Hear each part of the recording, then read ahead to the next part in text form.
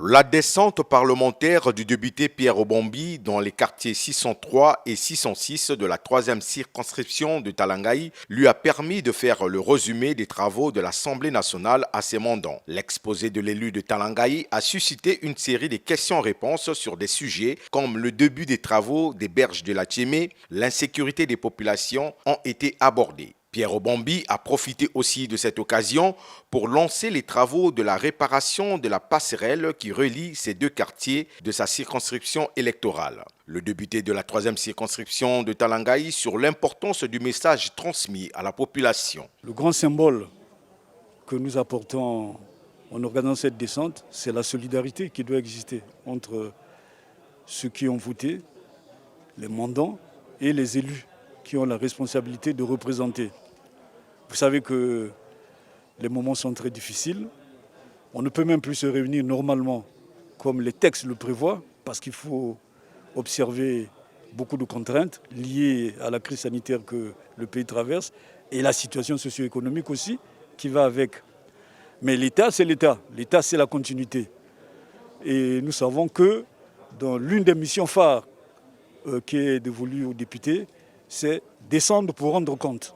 Et nous avons quand même tenu, à titre symbolique, respecter cette obligation cardinale-là en venant rencontrer nos mandants, un échantillon de nos mandants qui respectent les critères édictés par le contexte, pour dire ce que nous avons fait ces derniers temps, pour les écouter, puisque notre mission c'est d'écouter, d'enregistrer et, à l'hémicycle là-bas, le dire au gouvernement qui devrait évaluer tout ça et budgéter afin que nous leur donnions les moyens de développer le pays, de construire, de bâtir et ainsi de suite.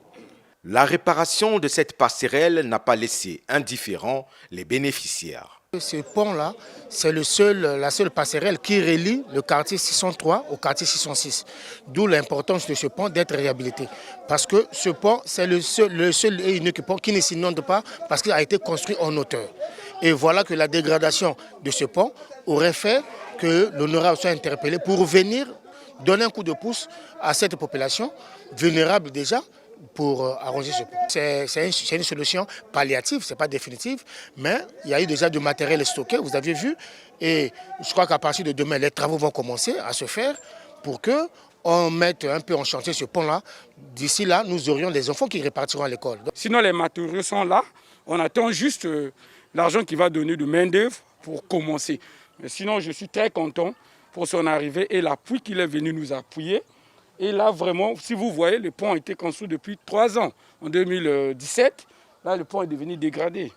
Quand on a construit, c'était bon. Mais là, quand les gens passent, au lieu de passer, parfois les gens tombent, il y a des problèmes.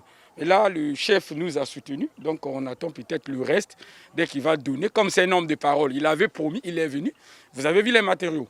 Il a acheté des matériaux de plus d'1 million. Pierre Obombi a tenu à apaiser l'inquiétude de ses mandants sur le paiement de la location du fonds Covid et celui du projet Lusungi. Mais sécurité, en milieu urbain, vous avez vu, c'est une métropole aujourd'hui, nous sommes plus d'1,5 million.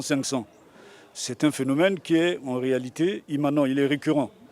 Et il faut que l'État s'organise en conséquence. Ce problème des enfants qui se comportent mal là, les bébés noirs comme on dit, il n'y a pas que ici, chez nous, à 66 ou à 63.